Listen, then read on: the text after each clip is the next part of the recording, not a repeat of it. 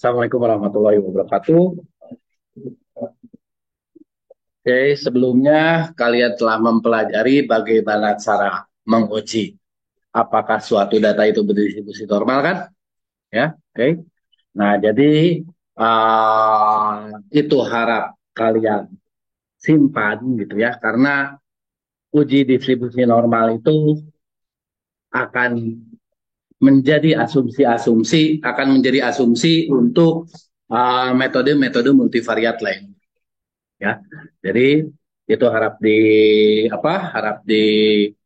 ya kalian harus ingat karena banyak metode-metode multivariat yang mengharuskan atau yang mengasumsikan bahwa datanya itu berdistribusi normal. Ya, nah begitupun untuk yang ini ya, untuk yang uji rata-rata untuk satu populasi. Jadi kita akan belajar sekarang bagaimana menguji rata-rata. Tapi untuk menguji rata-rata ini ada yang satu populasi, ada yang dua populasi, dan ada yang K populasi, gitu ya. Oke. Nah, untuk saat ini kita akan mempelajari uji rata-rata untuk satu populasi, ya. Dan saat ini pertemuan ke-6 ya, oke. Pertemuan ke-7 kita akan pelajari uji rata-rata dua populasi. Pertemuan ke-8 kalian UTS ya. Nah, setelah itu kalian akan mempelajari uji varian untuk satu dan dua populasi ya. Nah, setelah itu kalian akan mempelajari MANOVA, yang mana MANOVA itu adalah uji rata-rata untuk tiga atau lebih populasi. Ya, oke. Oke, kita mulai dengan uji rata-rata satu populasi ya. Untuk uji rata-rata populasi ini, satu populasi ini, kita akan lihat dulu, kita akan pandang dulu dari uji hipotesis rata-rata data univariat.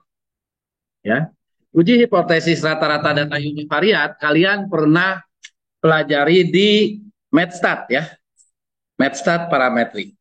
Ya, nah nanti dari uji rata-rata data univariat ini kita akan kembangkan bagaimana kalau misalkan rata-ratanya berbentuk vektor. Kalau rata-ratanya berbentuk vektor, maka itu berdasarkan data multivariat.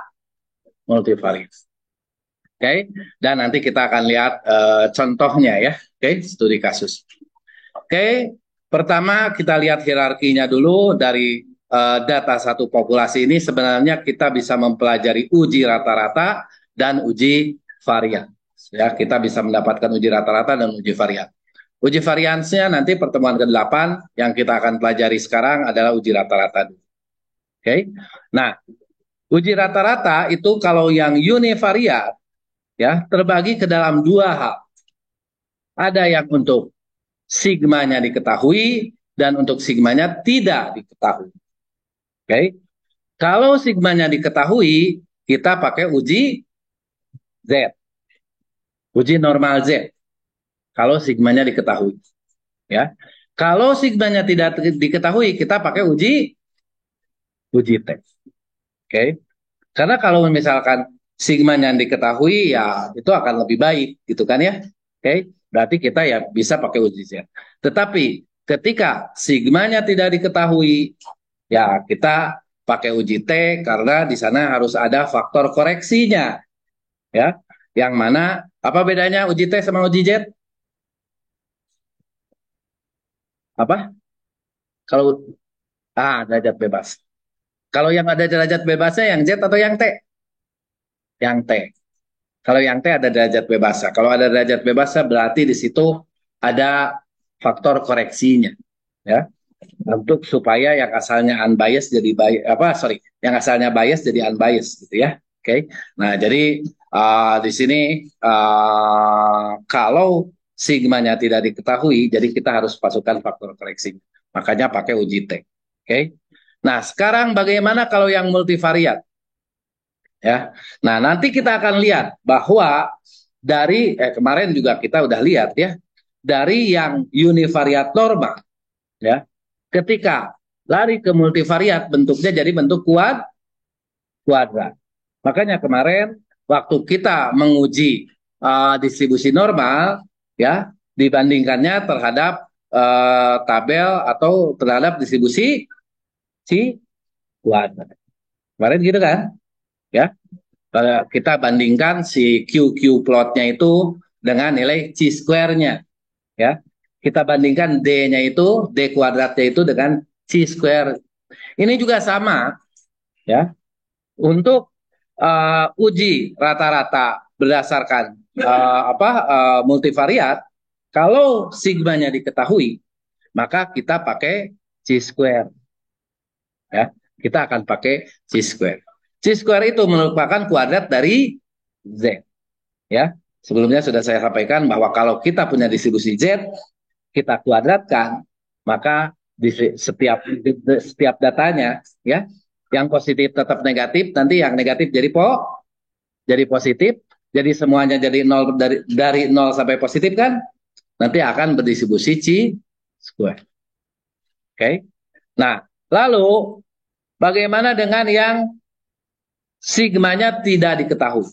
Ya, untuk yang sigmanya tidak diketahui, kita pakai T juga, T-nya juga T kuadrat, ya, T kuadrat. Dan bentuk T kuadrat ini kalau misalkan yang univariat, T-nya kita sebut dengan T apa? Distribusi T apa? T student. Kalau yang ini T kuadrat hoteling, ya.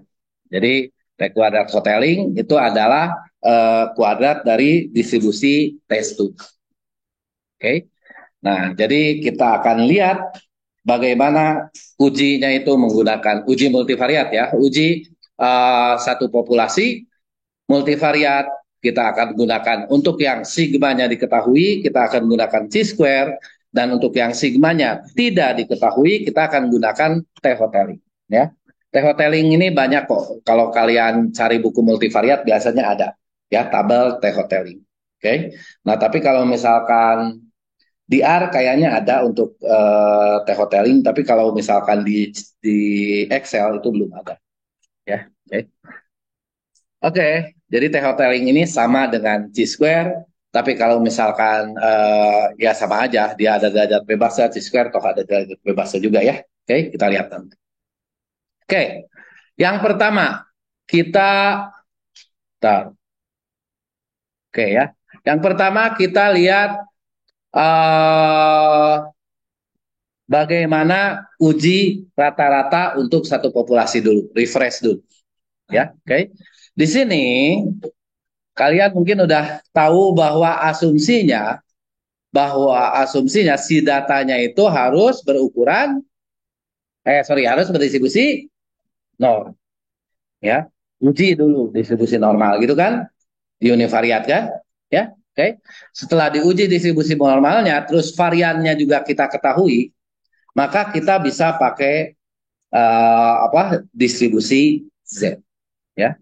Hipotesisnya adalah mu, ya, mu sama dengan mu nol. Oke. Hipotesisnya adalah mu sama dengan mu nol, maka kalau hipotesisnya mu sama dengan mu nol, ya, hipotesis alternatifnya adalah mu tidak sama dengan mu nol. Oke, ini untuk yang dua arah. Oke. Sebenarnya di sini H1-nya bisa aja mu lebih kecil daripada mu nol, gitu kan? Bisa juga ini nanti jadinya satu arah, bisa juga mu lebih besar daripada mu nol. Ini juga satu arah, ya. Oke, Anda mungkin udah pelajari bagaimana H1 hal alternatifnya untuk tidak sama dengan, untuk lebih kecil ataupun untuk lebih besar. Kalau misalkan dia itu tidak sama dengan, maka di sini alfanya nanti akan dibagi dua, ya, karena dia dua arah. Bentar. Ini alfanya akan dibagi dua karena dia dua arah. Oke. Nah, kalau dia itu lebih kecil saja, berarti nanti alfanya hanya satu arah, berarti alfanya tidak dibagi dua. Itu ya. Oke. Oke, itu udah ada pelajari di MathStat parametrik ya. Oke, nah di sini statistik ujinya adalah seperti ini, ya, di mana ini adalah Y, itu adalah datanya, rata-rata dari datanya, ya, oke. mu 0 adalah rata-rata yang diasumsikan, ya, dibagi dengan sigma Y bar. Ini adalah simpangan baku dari rata.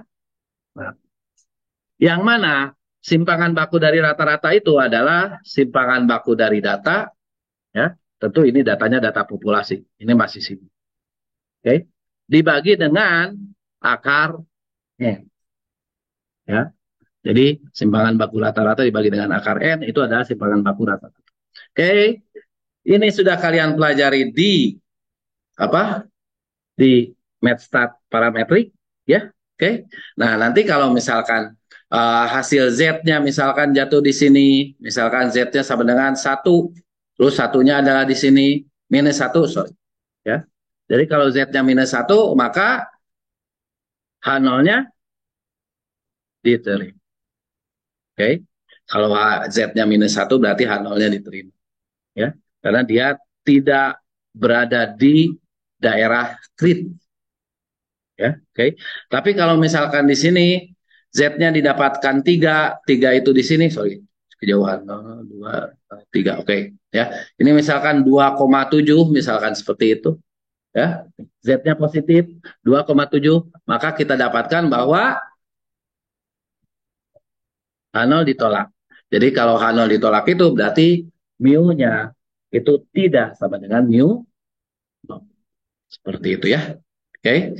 Nah, ini refresh yang dilakukan pada saat kalian belajar apa? MathStat parametrik ya. Oke. Nah, selanjutnya bagaimana kalau misalkan sigmanya tidak diketahui? Ini sama dengan yang tadi ya. Dia itu juga harus berdistribusi normal ya. Oke, tapi di sini variansnya tidak diketahui ya. Tidak diketahui. Oke, variannya tidak diketahui. Jadi hipotesisnya sama dengan tadi ya. Mu 0 itu sama dengan mu 0.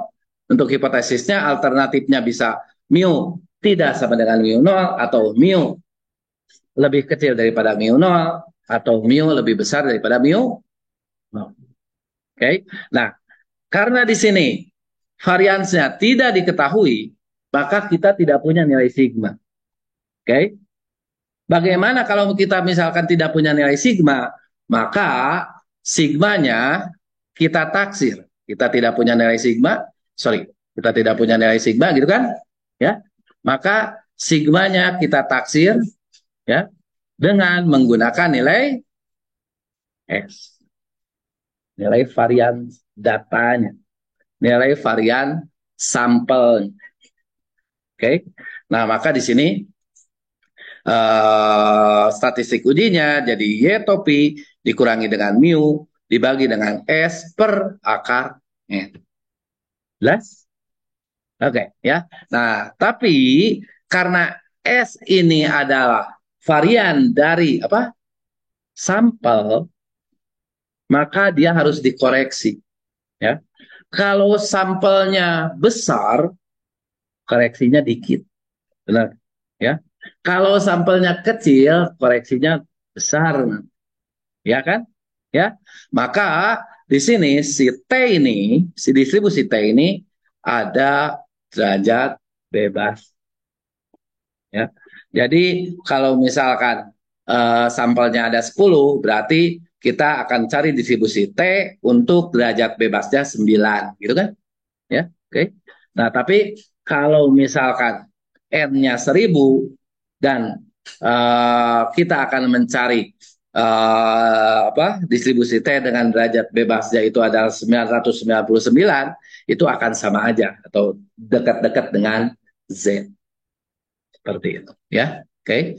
Nah, jadi ini adalah daerah kritis untuk T kalau misalkan dia tidak sama dengan ya. Oke. Kalau tidak sama dengan berarti seperti ini ya. Kayak sama seperti tadi. Kalau misalkan dia lebih kecil berarti yang kiri aja dengan alfanya tidak dibagi dua kan? Ya. Kalau dia lebih besar berarti yang kanan aja. Ya. Oke.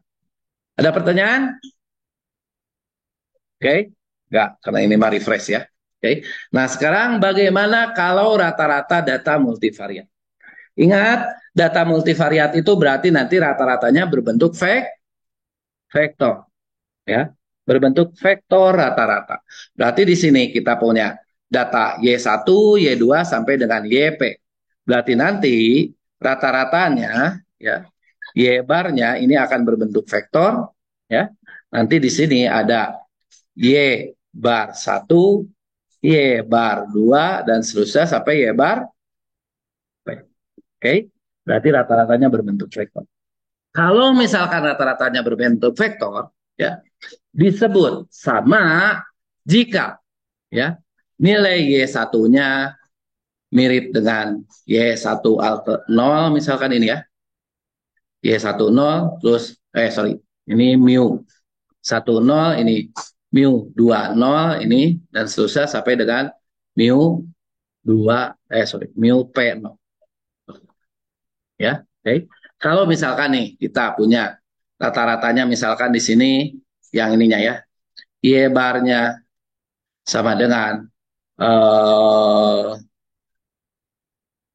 32, yang ini adalah 47, yang ini adalah 100, misalkan seperti itu, ya. Terus mu nolnya itu adalah vektor ini juga, ya. Di sini 31,5, terus di sini 48, terus di sini adalah 99,9. Apakah ini nanti akan relatif sama atau berbeda? Ditebak aja dulu. Akan relatif sama atau berbeda? Akan relatif sama. Kemungkinan besar, tapi belum diuji, ya. Oke, tergantung n-nya berapa, ya. Kalau n-nya 1000 akan apa? Nanti H0-nya mungkin diterima, ya. Kalau n-nya cuma 10 mungkin H0-nya ditolak, gitu, ya. Oke. Nah, jadi di sini kalau seperti ini cenderung sama, ya. Oke, di sini 32, yang ini 31,5 lah. Beda-beda tipis. Ya, oke. Nanti ini kalau n-nya besar dia akan cenderung H0-nya diterima, ya. Tapi kalau misalkan seperti ini, ya, Y barnya itu sama dengan sama seperti atas, tapi saya bikin yang baru. Mu 0 yang barunya adalah di sini 31,5, yang ini 100, yang ini 99,9. Oke. Nah, di sini dilihat bahwa yang pertama itu apa? Yang pertama itu 32 ke 31 nanti akan dekat-dekat lah, ya. Oke. Terus yang ketiga itu 100 ke 99,9 itu dekat-dekat. Tapi di sini 47 ke 100 itu terlalu jauh, ya. Kalau kondisinya seperti ini, maka di sini dalam multivariat Y topi 1 dianggap tidak sama dengan mu 0. Ngerti kan? Ya. Kalau yang atas masih dianggap nanti akan dianggap sama dengan mu 0. Ngerti kan? Ya. Tapi kalau di bawah ini akan dianggap tidak sama dengan mu 0. Padahal data pertamanya mirip-mirip kan? Data keduanya ketiganya juga mirip-mirip kan? Tapi data keduanya terlalu jauh. Ya. Bahkan kalau ini perfect, ya. Ini misalkan mu 0-nya 32 juga, yang ininya juga 100, perfect.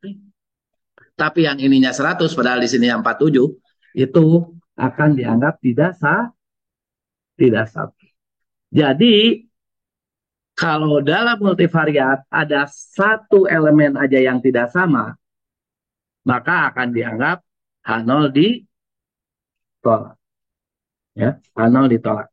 Jadi H0 ditolak itu bukan berarti semua semua rata-ratanya dari sebanyak P itu sama semua. Beda semua, enggak. Ya. Tapi kalau misalkan H0 diterima, maka semua rata-ratanya sama semua. Oke. Tapi kalau H0 ditolak, setidaknya ada satu variabel rata-ratanya yang berbeda. Tapi bisa dua, bisa tiga, bisa sebanyak P juga yang berbeda. Tapi setidaknya ada satu yang berbeda. Oke, seperti itu, ya. Nah, jadi ini dalam multivariat. Oke, statistik ujinya akan sama dengan yang tadi Z, ya. Oke. Tapi karena bentuknya vektor, jadi kita akan kuadratkan nanti bisa berbentuk seperti inilah. Ya, oke. Nah, untuk mengejar bentuk seperti ini, ya, maka ini masih Z kan, masih sama kan, Y topi Y bar yang tadi kan, ya, dikurangi dengan mu nol. Kalau sigma itu adalah representasi dari apa? Varian atau standar deviasi? Standar deviasi atau varian? Kalau yang distribusi normal biasa nih, di sininya adalah mu, di sininya apa? Sigma kuadrat. Berarti ini apa? Berarti ini pun karena ini varian, maka untuk dapatkan standar deviasinya dia harus di akar pangkat 2 akar, ya. Diakarkan berarti pangkat setengah. Jelas? Seperti itu, ya. Oke. Dibagi dengan n. Oke. Dilihat yang di dalam kurung ini sama persis kan dengan yang di atas tadi? Sama yang ini varian sama persisnya? Sama. Karena tapi di sini variansinya jadi berbentuk matriks, Y-nya jadi berbentuk vektor, mu-nya juga berbentuk vektor. Ya, tapi kalau misalkan bentuknya matriks, nggak ada A per B itu per kan ini nggak ada dalam matriks. Ya, nah sehingga kita harus ubah bentuk ini ke dalam operasi yang bisa digunakan untuk matriks dan vektor. Oke, pertama ini adalah A per akar n, ya. Oke, per akar n-nya kita bisa jadikan dia karena ini adalah apa per satu per sigma per akar n gitu kan, ya. Oke, maka akar n-nya bisa jadi pengali di sini di depan kan, ya kan, seperti itu. Terus ininya kuadrat, asalnya kuadrat, maka di sini asalnya akar, sorry ya, asalnya akar dikuadratkan jadi hilang akar. Jelas? Oke, nah terus sekarang yang ini asalnya sigma pangkat setengah, tapi karena dikuadratkan jadi sigma aja. Jelas? Oke, satu lagi yang Y bar dikurangi dengan mu nolnya, ya ini tetap aja Y bar dikurangi mu nol kuadrat. Jelas dari sini ke sini? Jelas ya. Oke, nah selanjutnya ya sigmanya nggak ada dalam operasi matrik itu, matrik berapa per matrik berapa nggak, ya. Tapi sigmanya kita buat ke dalam inverse, ya. Jadi 1/sigma itu kita jadikan sigma inverse. Oke. Nah, terus sekarang n-nya ya ini tetap n, terus di sini y bar dikurangi dengan mu-nya karena dikuadratkan, ya. Oke. Jadi di sini y bar dikurangi dengan mu transpose dikali dengan y bar dikurangi dengan mu yang tidak ditranspose. Jelas? Sama seperti yang kemarin ya, yang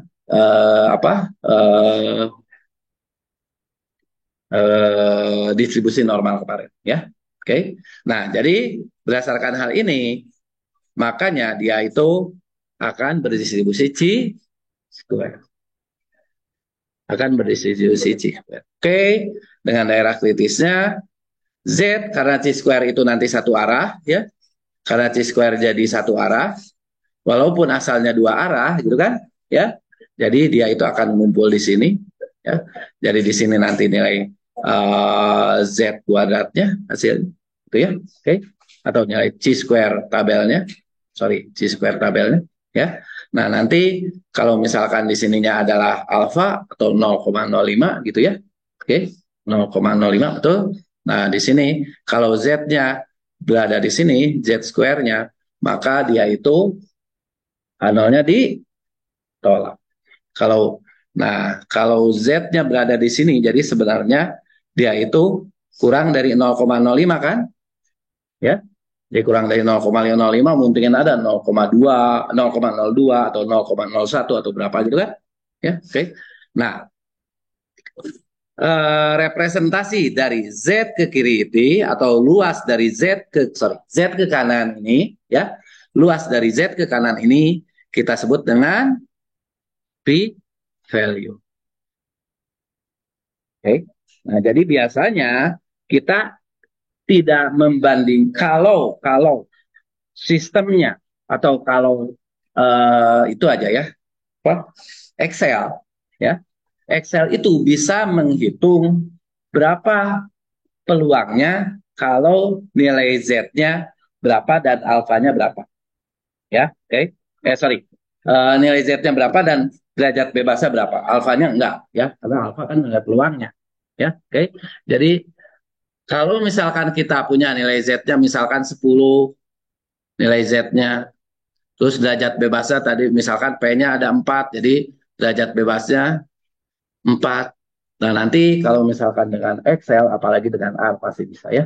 Oke. Dengan Excel, kalian kalau nggak salah pakai inverse C-square, kalau nggak salah ya. Inverse C-square, nanti dia akan meminta nilai C-square-nya atau nilai Z-nya, ya. Terus dia akan meminta derajat bebas, ya. Nanti akan keluar nilai peluang. Nilai peluang itulah yang kita sebut dengan P-value.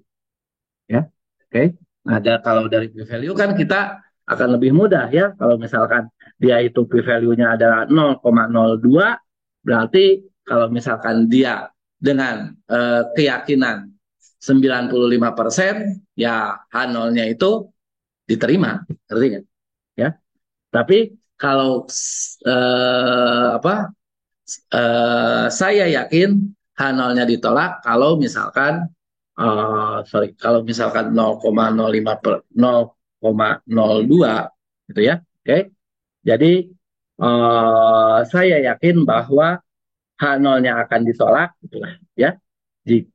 Sebesar 98%. Confident interval derajat kepercayaan ya. Oke. Nah, derajat kepercayaan itu kan satu min alfa. Anggap aja ini alfa. Oke, seperti itu. Jadi saya confident, saya yakin bahwa H0 akan ditolak dengan apa? Jadi rata-rata ini berbeda dengan rata-rata mu 0 gitu ya, dengan kepercayaan 98% atau 0,98. Ngerti kan? Ya. Oke. Oke, ya, ini untuk yang sigmanya diketahui. Bagaimana kalau sigmanya tidak diketahui? Oke. Kalau sigmanya tidak diketahui, ini sama aja sama yang atas ya. Nah, kita nggak punya nilai sigma, yang kita punya nilai S atau varian kovarian nilai sigma itu varian kovarian dari apa? Sigma itu ya matriks. Sigma itu adalah varian kovarian dari,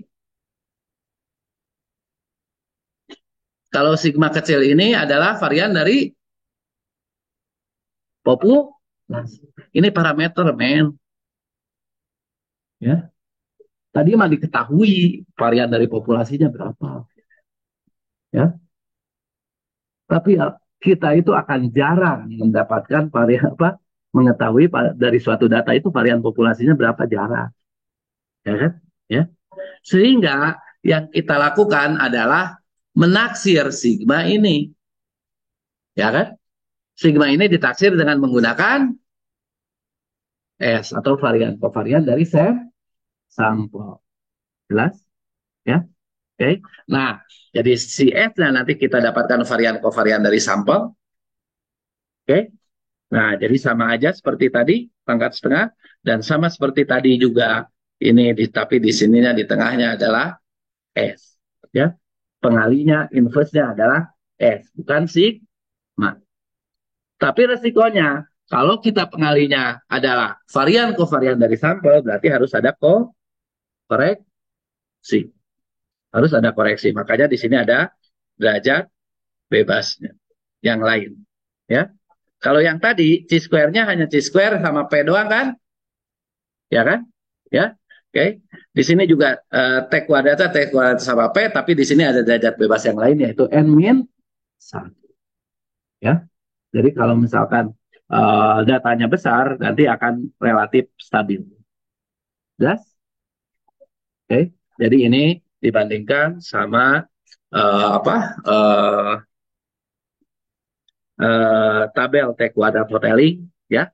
Di setiap buku multivariat biasanya ada. Ya, oke. Oke, sampai sini ada pertanyaan? Lanjut? Oke ya. Kenapa sih Pak kita itu nggak bisa udah aja Pak satu-satu aja univariat gitu ya? Diuji yang pertama itu gini-gini. Pak udah ini uji aja ini Pak 32 sama 31. Oh, kalau misalkan dia H0-nya ditolak berarti berbeda gitu kan? Ya. Kalau misalkan seri H0-nya diterima berarti dia sama gitu kan? Ya. Terus yang kedua nih ini dengan ini nanti H0-nya diterima juga apa? Nanti ya diterima ini dengan ini oh tiga-tiganya H0-nya diterima berarti setelah multivariat H0-nya diterima gitu kan ya Pak dari tiga itu atau dari lima ada salah satunya H0-nya ditolak maka H0-nya udah yang multivariat pun H0-nya ditolak satu-satu gitu aja Pak boleh nggak kalau dilihat sih mungkin ya tapi sebenarnya nggak bisa ya kita nggak bisa melakukannya satu-satu. Karena ketika melakukan satu-satu, ya hubungan antar variabelnya jadi hilang. Nilai kovariannya akan jadi hilang kan? Ya, oke. Nilai kovariannya akan jadi hilang.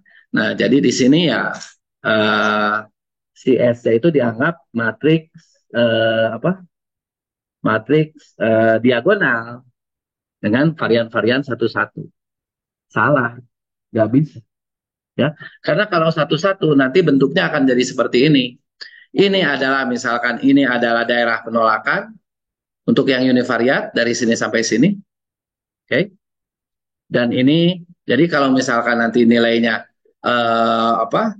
Nilainya misalkan di sini 68,2, di sini nilainya adalah 71,9 gitu ya. Oke. Okay? Nah, jadi kalau misalkan ada di tahu kan bikin itu confident interval ya kan? Confident interval itu gimana bikinnya? Plus minus apa? Plus minus rata-ratanya sorry, rata-rata plus minus gitu kan ya terus di sini apa Z terus di sininya apa di sini apa apanya tadi yang sigma per akar n gitu kan ya kan gitu kan ya benar nggak dikasih tahu nggak dikasih tahu kan bikin interval konfidensinya kan ya nah jadi di sini kita misalkan didapatkan nih secara univariat interval konfidensinya adalah 68,2 dengan 71,9 untuk X1. Untuk X2 interval konfidensinya adalah 160 ya 160 dengan misalkan di sini 183 misalkan ya. Nah, jadi ya udah Pak, kalau ini berarti kan dia itu Y-nya itu di misalkan di sini adalah eh, yang pertama ya. Dari uji pertama oh dia itu rata-ratanya di 71,5. Oh, berarti H0-nya diterima gitu kan? Ya. Terus kita lihat yang ininya. Yang ininya adalah yang keduanya H0-nya adalah sorry, rata-ratanya adalah 16, sorry 167,5 misalkan seperti itu kan ya berarti oh ini H0-nya juga diterima oh berarti diterima dan diterima berarti untuk multivariatnya pun H0-nya diterima gitu kan ya nggak bisa karena kalau kita hanya melakukan secara univariat dia akan jatuhnya di sini daerah penolakannya benar nggak ya sorry daerah penerimaannya itu ya oke nah jadi kalau dia jatuh di sini sebenarnya secara multivariat itu H0-nya harusnya ditolak ngerti nggak ya harusnya berbeda secara multivariat karena kalau multivariat bentuknya elips bentuk elips ini seperti yang kemarin sudah saya sampaikan ya kan? Ya, dari distribusi normal kalau kita untuk alfa tertentu gitu kan ya, nanti elipsnya seperti apa. Nah, jadi kalau ini yang kemarin saya sampaikan ini, kalau di sini adalah C, yang ini adalah C dikali dengan akar lambda 1 dikali E1 atau eigenvektor 1. Kemarin sudah disampaikan, masih ingat? Ya, oke. Nah, yang ini kesininya adalah C dikali akar lambda 2 dikali dengan eigenvektor 2. Oke. Nah, yang kemarin. Nah, jadi kalau misalkan seperti ini, ya kalau secara univariat itu bisa miss. Padahal secara multivariatnya dia itu tidak di apa seharusnya dia itu ditolak gitu ya H0-nya, tapi jadi diterima H0 secara univariat. Begitupun seperti ini. Kalau misalkan ada data di sini, oke, data di sini aja. Oke. Secara univariat H0-nya ditolak, ya kan? Kalau ada di sini, kita lihat bahwa dia itu ya ada di luar interval confidence, benar nggak? Ya. Dan lihat ke sini juga, jadi ada di luar interval confidence. Oh, jadi X1-nya H0-nya ditolak, X2-nya H0-nya ditolak. Maka secara multivariat ditolak, salah. Ya, kita harus secara simultan menganalisis karena ketika dia itu jatuhnya di sini, berarti hipotesisnya masih tetap diterima. Jadi sebenarnya X1 dan X2 itu tidak sama dengan sama dengan mu. No. Jadi kalau masih ada di daerah penolakan ini, dia itu sama dengan diun. Ya, okay. Jadi kata kata univariat dia itu berbeda, ya, berbeda nyata, tapi sebenarnya kata multivariat dia itu sama. Ya, makanya kita tidak bisa melakukan analisis satu-satu. Ya, di multivariat itu kita harus menganalisisnya secara simultan. Sekarang kita akan lihat kasus yang univariat dulu ya. Univariat dulu berarti variabelnya ada satu ya. Sampel acak dari 100 kematian. Berarti N-nya itu ada 100 ya. Oke. Yang tercatat di Amerika Serikat selama 1 tahun terakhir menunjukkan rentang hidup rata-rata adalah 71,8 tahun. Jadi dari 100 orang itu dicatat rata-rata lama hidupnya adalah 71,8 tahun. Sebenarnya ada istilahnya itu apa ya? Eh, apa ya? Kalau di Indonesia itu rata-rata lama hidupnya adalah 68 tahun. Kalau di Amerika udah 72 tahun, ya. Jadi itu jadi kunci kesuksesan pemerintah itu kalau misalkan lama hidup masyarakatnya itu lebih tinggi, ya. Oke. Okay. Nah, ini dari di Amerika dari 100 kematian, didapatkan lama hidupnya adalah 71,8 tahun. Itu rata-ratanya. Asumsi standar deviasinya, sebenarnya deviasi dari populasi adalah 8,9 tahun. Berarti ini ya ada yang 60. Sebenarnya di datanya itu menyebar ya dengan sebarannya itu 8,9 tahun. Berarti sebenarnya ada yang meninggalnya di 60 tahun juga. Ada meninggalnya di 80 tahun juga gitu ya. Oke. Seperti itu ya pokoknya sebarannya adalah 8,9 tahun. Oke. Apakah hal ini cukup menunjukkan bahwa rata-rata masa hidup di Amerika itu adalah lebih dari 70 tahun? Kita misalkan kalau rata-rata hidupnya lebih dari 70 tahun itu adalah negara makmur. Oke. Nah, sekarang kalau kita ngambil sampel sebanyak 100 orang gitu ya. Dengan terus dari 100 orang itu kita catat ternyata rata-ratanya adalah 71,8 ya.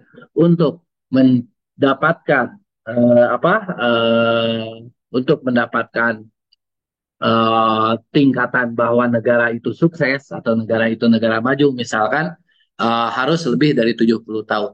Nah, tapi kan kita ngambilnya dari sampel nih. Ya kan? Tapi yang 70 tahun itu kan harusnya dari populasi, ya. Ya kita harus uji apakah 71,8 tahun tahun ini adalah lebih besar dari 70 tahun atau tidak, gitu kan? Ya. Oke. Kita harus uji. Jadi mu nolnya ini aja sama aja, ya. Kalau kalau H0 itu, kalau hipotesis nol itu selalu sama dengan, ya. Oke. Dan H alternatifnya adalah lebih besar. Ingat, lebih besar berarti nanti kita akan satu arah. Kalau satu arah pembaginya alfanya tidak dibagi dua. Oke, sepakat? Oke, ya. Di sini N-nya 1, oke. X barnya atau rata-rata dari sampelnya adalah 71,8, oke. Terus variannya, sorry, ini standar deviasi ya? Standar deviasi ya, bukan varian ya. Oke. Standar deviasinya ada 8,9, ya. Terus mu-nya adalah 70. Oke, mu-nya adalah 7. Mu nolnya adalah 70. Kita uji ya. Oke. Nah, kita uji dengan menggunakan Z, ya. Nah, terus dari Z ini berarti tadi 71,8 dikurangi dengan 70 dibagi dengan 8,9 per akar 100. 100 itu banyaknya N tadi ya. Oke. Nah, ini akan dapat 180 dibagi dengan 89. Nanti kalian coba hitung sendiri ya. Oke. Nanti dapatnya segini, didapatkan 2,002 dan seterusnya. Oke. Sekarang kalau Z-nya 2,002 berarti kalau misalkan kita punya distribusi normal, berarti dia itu ada di sini, ya, 2,022 dan seterusnya. Ya. Oke. Dan uh, kita akan cari luasan ini berapa, walaupun nanti dari tabel distribusi normal kalian akan dapatnya yang ini, luasan ke kiri gitu kan, ya, seperti yang saya sampaikan pekan lalu, ya. Oke. Nah, jadi di sini kalau Z-nya untuk Z lebih besar daripada 2,02 itu karena yang kita punya yang di kiri gitu ya. Oke. Itu sama dengan 1 dikurangi dengan peluang Z lebih kecil sama dengan 2,02. Saya udah pernah menyampaikan kan? Kenapa sih harus dikejar ke lebih kecil? Kenapa sih harus dikejar ke lebih kecil sama dengan kenapa? Karena kenapa nggak si ini mah apa? Siapa ya? Ya yang buat bukunya kok iseng banget semuanya ke kiri. Kenapa sih nggak bikin yang ke kanan aja? Kenapa? Iya. Kenapa dalam buku-buku luasannya itu selalu ke kiri? Adapun yang setengahnya yang di apa tuh? Di bukunya kalian yang pakai buku apa? Waktu Mathstat parametrik? Hah? Walpole. Ya, kalau nggak salah seperti ini nih. Yang di RCA seperti itu. Ya, oke. Okay. Karena apa yang di RCA seperti ini? Ya, kalau misalkan di sininya udah pasti ini adalah 0,5 gitu kan? Ya, kita tinggal nyari tambahannya. Tapi tetap ini juga kenapa sih dia itu ke kiri? Ya kan? Sok lihat dari buku-buku biasa ke kiri, bukan ke kanan. Kenapa? Nggak tahu? Nyerah? Nyerah? Nyerah, oke okay, ya. Ini apa? Continue atau discrete? Continue. Oke. Okay. Kalau misalkan continue, probability-nya disebut dengan probability density function. Probability density function itu adalah peluang probability density function ya. Peluang di mana X-nya itu sama dengan X kecil. Gitu kan? Ya. Tapi kalau dalam continue kita biasanya tidak menghitung berdasarkan probability dan apa? Probability density function. Tapi kita hitung berdasarkan probability kumulatif. Bagaimana kalau misalkan fx itu definisinya adalah peluang x besar, masa lupa lagi? Peluang x besar lebih apa? Lebih kecil sama dengan dari x. Makanya semuanya itu selalu larinya ke kiri. Ngerti? Karena supaya konsisten dengan definisi dari distribusi kumulatif. Jelas? Ya. Nah, ini juga sama. Jadi yang bisa kita hitung kan peluang distribusi kumulatif. Baru kemarin belajar PTP, ya. Baru beberapa hari lalu kita nge-refresh jadi apa? Di pengantar stokastik ya. Oke. Nah, jadi seperti itu. Jadi di sini satu dikurangi dengan peluang ini kita hitung ya, nanti kita dapatkan 0,9783 ya. Karena 0,9783 maka peluang sisanya si apa yang diarsir ini adalah 0,0217. Oke. Jadi ini hipotesisnya akan ditolak jika alfanya lebih besar sama dengan 0,021. Jelas? Oke. Jadi ini udah dihitung p value-nya ini mah ya, nggak dibandingkan dengan tabel Z, nggak ya, langsung dihitung p value. Kalau kalian menggunakan apa Excel atau menggunakan R sebenarnya kita bisa ya masukkan kalau misalkan Z-nya berapa, maka nilai peluangnya berapa ya. Oke. Jadi ya kayak tadi apa di R, di Excel pun ya bisa gitu ya. Oke.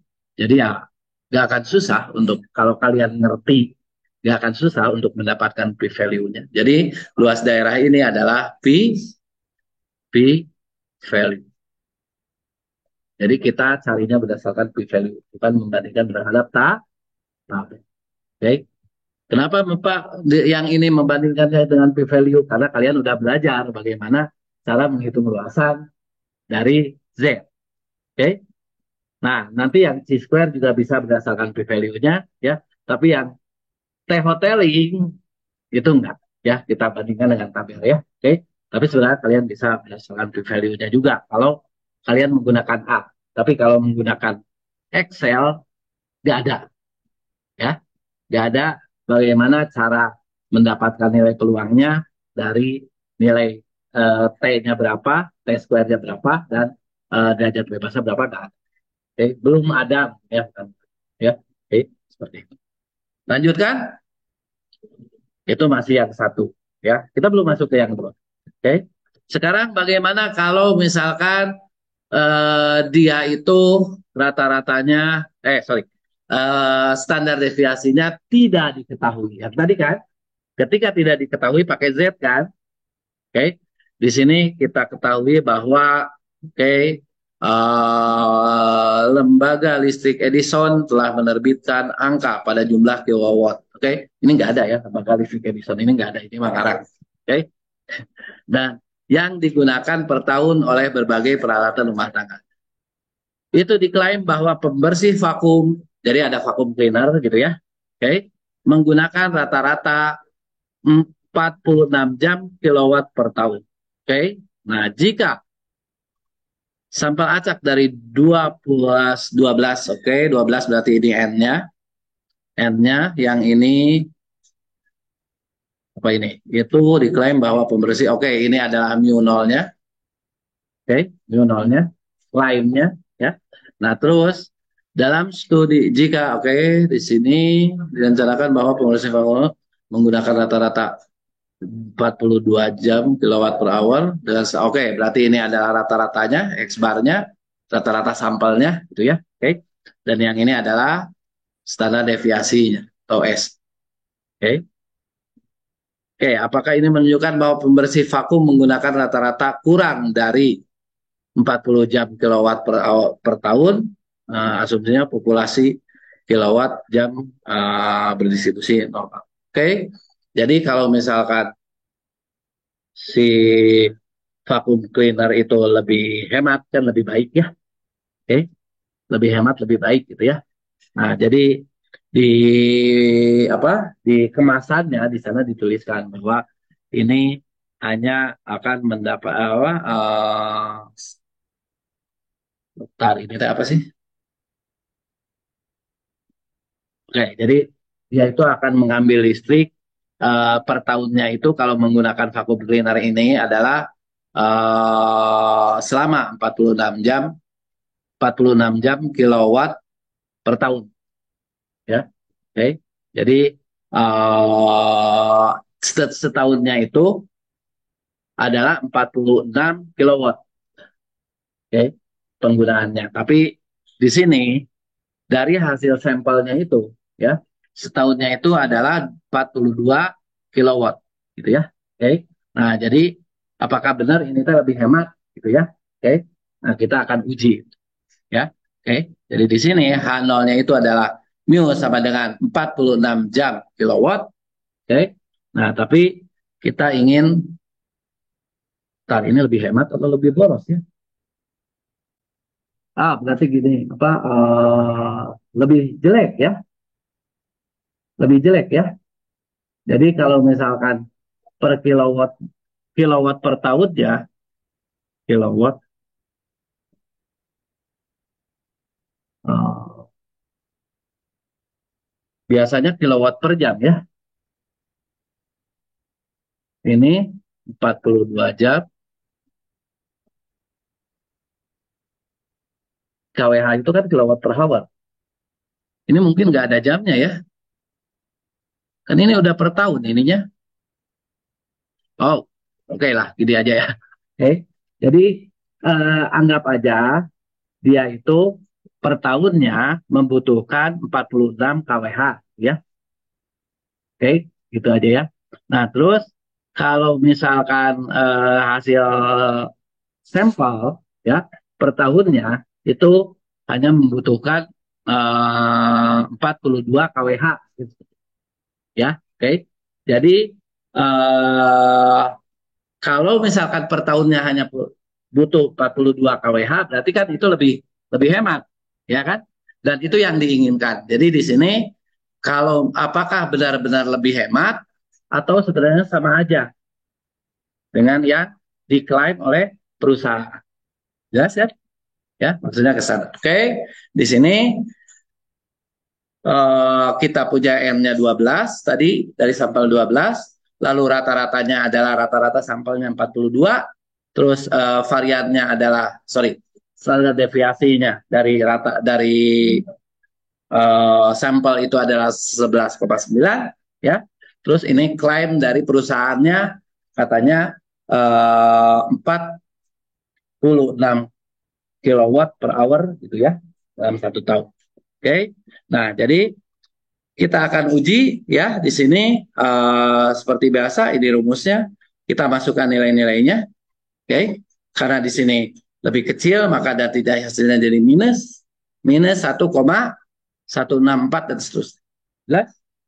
Oke. Nah, kita akan hitung p value-nya. Berarti kalau misalkan kita punya seperti ini dari distribusi T, ya, dengan alfa enggak, alfa aja kita bebaskan, tapi di sini derajat bebasnya berapa? 11, ya.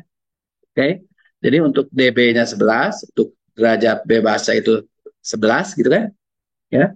Kita punya, nah terus nilai T-nya adalah berarti kalau minus di sini 1,-1,164 gitu, ya. Oke. Yang kita inginkan lebih kecil atau lebih besar? Lebih kecil, ya kan? Berarti yang kita inginkan yang ini, berapa luasan yang ini? Oke, luasan yang ini ya adalah 0,123. Oke, jadi di sini H0-nya itu tidak ditolak untuk H0-nya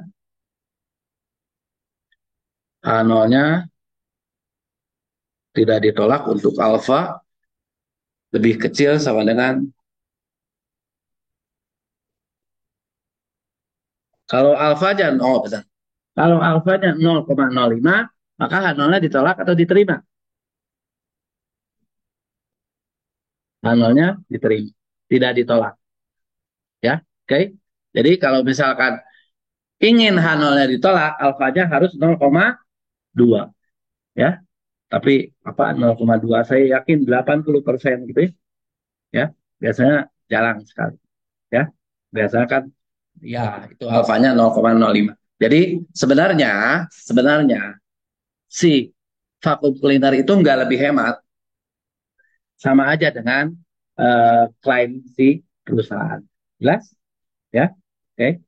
Pak, kalau misalkan saya ingin pastikan bahwa si vacuum cleanernya itu lebih hemat, gimana? Tambah sampel. Ketika Anda menambah sampelnya, maka si N-nya itu akan lebih besar. Ya, ini sorry, yang ini sebenarnya 12 ya, bukan 100 ya. Ini yang tadi tapi belum diedit ya. Oke. Nah, jadi di sini kalau ditambah sampelnya nanti kan si N-nya di pengali di sini kan? Ya. Ketika pengalinya besar, maka nanti si ininya akan lebih besar juga. Ya. Ketika pengalinya besar, jadi nanti dia akan bergeser ke sini kalau untuk minus ya. Oke, akan bergeser ke kiri. Kalau bergeser ke kiri, nanti luasannya akan semakin kecil gitu kan? Ya. Kalau luasannya akan semakin kecil, maka kemungkinan untuk tidak ditolaknya makin kecil juga ya. Atau kemungkinan untuk ditolaknya akan makin besar. Makanya disitulah peranan kenapa sih harus N-nya banyak, kenapa sih harus N-nya banyak, ya? Karena untuk mendapatkan hal-hal seperti ini, ya. Oke. Karena ketika kalian melakukan pengujian, biasanya yang diinginkan itu H0-nya ditolak, bukan H0-nya diterima kan? Ya, oke. Nah, kalau ingin H0-nya ditolak ya tambah lagi. Tambahnya berapa Pak? Nggak tahu ya, terus aja coba ya sampai H0-nya ditolak seperti itu. Oke.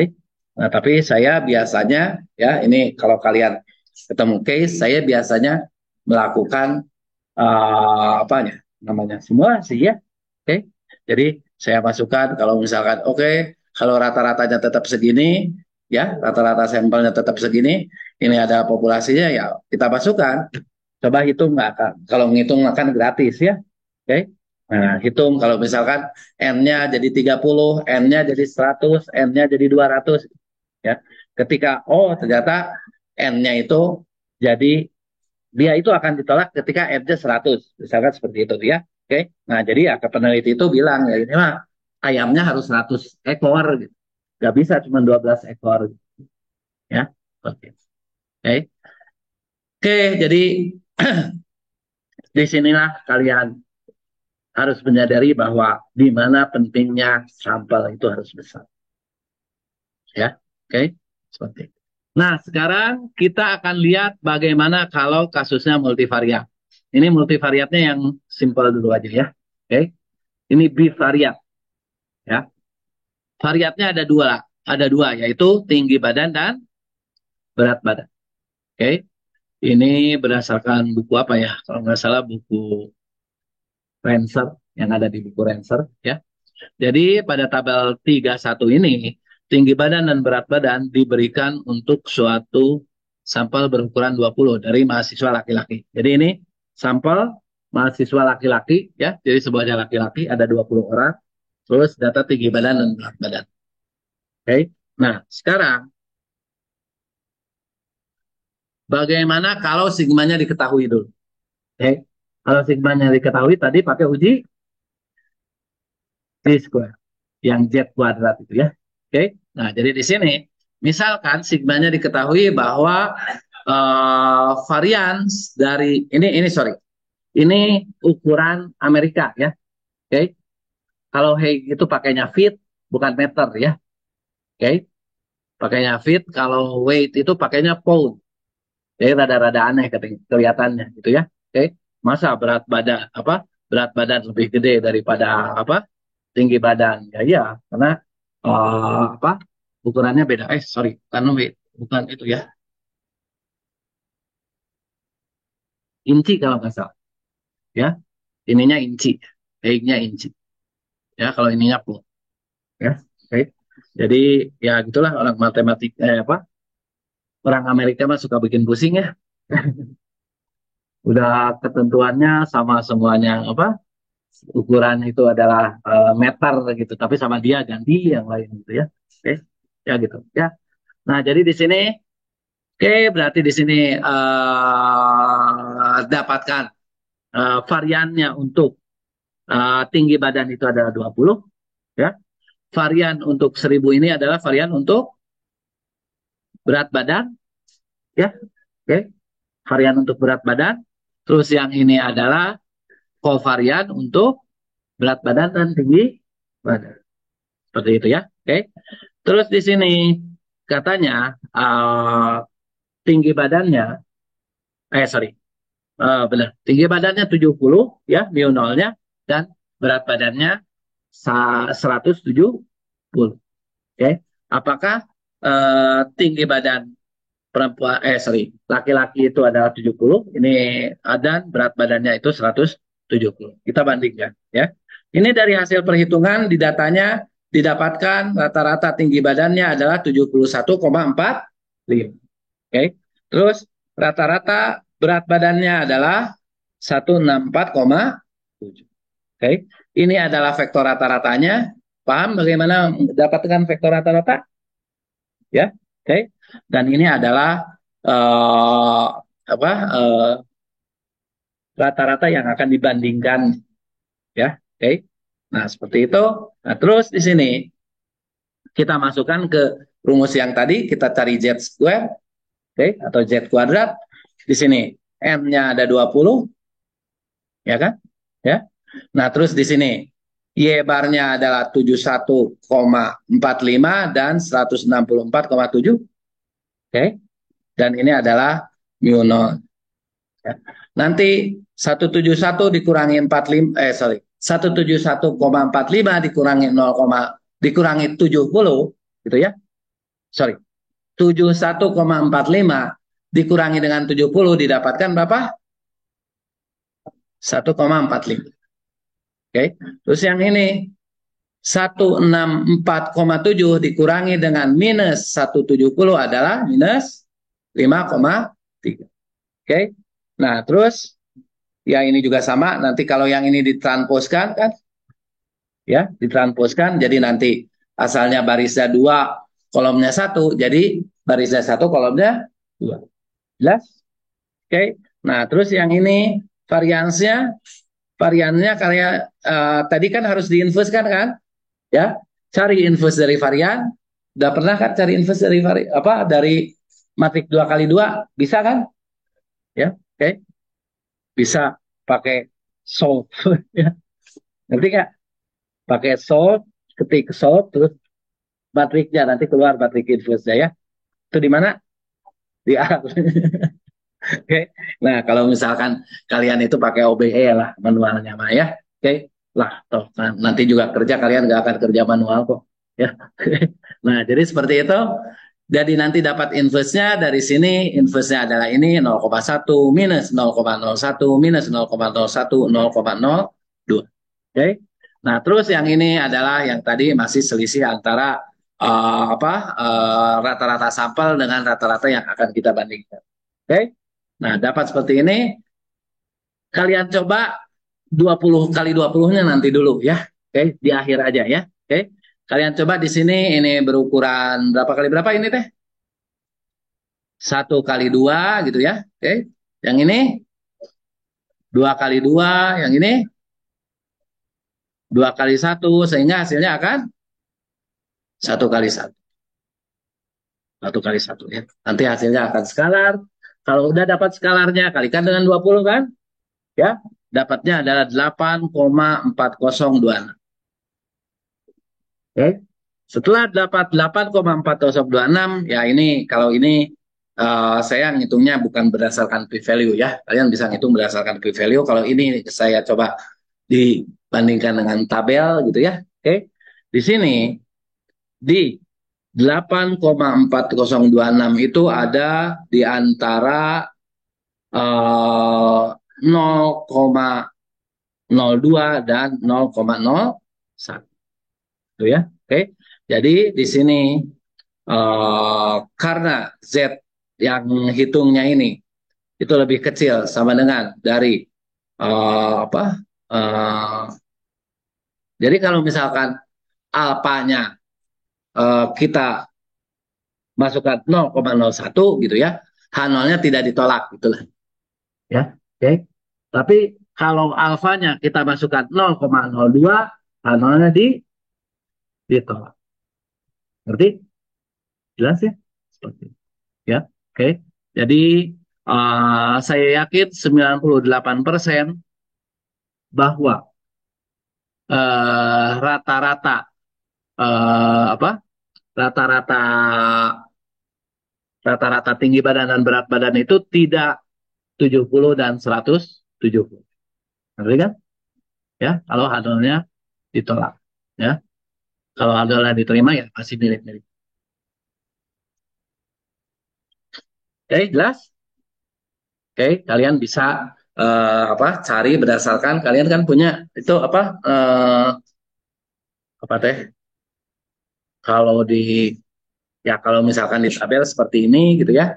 Nah, kalau di Excel kalau nggak salah pakai inverse apa gitu ya.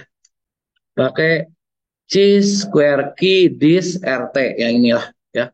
Oke. Jadi di sini masukkan nilainya sama masukkan degrees of freedom-nya ya. Kita akan coba ya. Kita coba tadi nilainya berapa?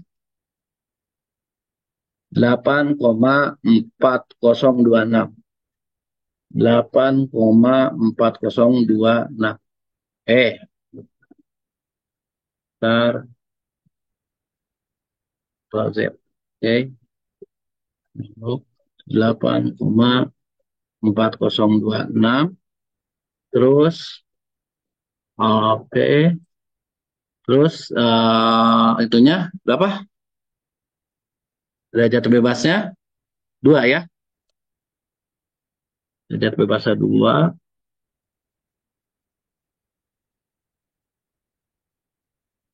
Oke, jadi nah di sini kecil ya. Nah, di sini ininya adalah nilainya atau p value-nya adalah 0,0149 ya. Dia memang berada di antara 0,01 dan 0,02 ya. Seperti itu. Jadi kita dapatkan p value-nya seperti itu, maka kalau alfanya 0,05, maka H0-nya ditolak. Kalau H0-nya ditolak, maka ya berbeda antara rata-rata sampel dengan rata-rata yang mu 0 tadi. Jelas? Oke, seperti itu ya. Oke, lanjut. Bagaimana kalau sigmanya tidak diketahui, tapi ini beda. Datanya saya pakai yang berbeda ya. Oke. Jadi kalau ini observasinya hanya 10 10 tanah 10 lokasi gitu ya. Oke. Nah, di sini kalsium dalam tanah ya. Oke. Di sini yang pertama Y1 adalah kalsium tanah tersedia, yang dua itu adalah kalsium tanah, nggak tahulah tanah tukar apa ini ya. Oke. Kalau nggak salah ini adalah kalsium. Y1-nya itu kalsium dalam tanah, Y2-nya itu adalah kalsium di dalam turnipnya. Ya. Turnip itu apa ya? Sayuran lah ya. Oke, umbi-umbian gitu ya. Oke. Jadi kalsium dalam tanahnya kalau misalkan kalsium dalam tanahnya adalah 35 ya, maka kalsium dalam umbi itu adalah didapatkan 3,5 ya. Ini jadi selalu lebih kecil ya karena ya kalsium dalam tanahnya kan nggak diserap semua ya kan seperti itu ya. Oke, jadi di sini ada yang 35, di sini ada 8 35, ada yang dapatnya 10,9 gitu ya. Oke, yang 35 juga ada yang dapatnya 4,6 ya, bervariasi gitu ya. Oke, nah ini adalah kalsium dalam tanah, ini adalah kalsium dalam buahnya ya. Nah di sini akan dilihat bentar, apakah di sini mu-nya pembandingnya atau mu nolnya ya. Kalsium dalam tanahnya adalah 15 dan kalsium dalam buahnya atau dalam umbinya adalah 6 ya rata-ratanya ya. Jadi kita akan bandingkan terhadap ini. Ini adalah rata-rata dari sampelnya didapatkan 2,81, 2,8,1 gitu ya. Oke. Untuk dalam tanah ini untuk dalam umbi kalsium dalam umbi adalah 7,18. Oke. Nah, terus di sini kita hitung juga varian kovariannya ya. Sudah saya ajarin kan bagaimana cara menghitung varian kovarian ya. Oke. Walaupun segitu ribetnya kalau pakai R tinggal pakai cov ya kan? Ya. Oke. Nah, jadi di sini didapatkan varian kovariannya adalah 140. Varian ini adalah varian untuk eh, kandungan kalsium dalam tanah ya. Ini adalah varian untuk kandungan kalsium dalam umbi gitu ya. Ini adalah kovariannya. Oke. Nah, terus setelah dapat S-nya berarti kita hitung seperti tadi ya. Oke. Ini selisihnya kita dapatkan adalah 13,1 untuk selisih antara apa antara rata-rata sampel dengan rata-rata populasi dengan new nolnya ya. Oke. Terus yang ini adalah 1,18. Oke, dihitung seperti yang tadi, ini juga S-nya kita inversekan, jangan lupa ya. Oke, dihitung dengan yang cara yang tadi, hitung dulu yang ini. Oke, hitung dulu yang ini, terus nanti kalikan dengan 10 gitu ya. Didapatkan 14,3765. Oke, karena ini berdasarkan sampel S-nya, berarti kita harus berdasarkan T hoteling. Oke, jadi pembandingnya bukan C square lagi, tapi T kuadrat hoteling. Oke, dari T kuadrat hoteling tabel di sini ada untuk alfa 0,5 ya, untuk alfa 0,5 nilai T kuadrat hoteling dengan derajat bebasnya, banyaknya variabelnya adalah 2 ya, dan derajat bebasnya adalah 10 dikurangi 1 jadi 9 kan ya. Oke, ini didapatkan yang 0,05 itu adalah 10, yang 0,1 itu kalau nilainya 11. Oke. Dan ini ada berada di antara 0,5 dan 0,1 kan? Ya. Oke. Dia itu 14,3 ada di antara ini ya. Oke. T kuadrat hoteling nggak ada di Excel, jadi saya nggak bisa demokan seperti tadi ya. Oke. Nah, jadi di sini untuk alfanya 0,01 maka H0-nya tidak ditolak atau H0-nya diterima. Oke. Karena dia masih terlalu kecil nilai ya. Oke. Tapi kalau untuk alfanya 0,05 maka H0-nya ditolak. Oke. Ini enggak ada tulisannya ya. Maka H0-nya ditolak. Ya. Jelas?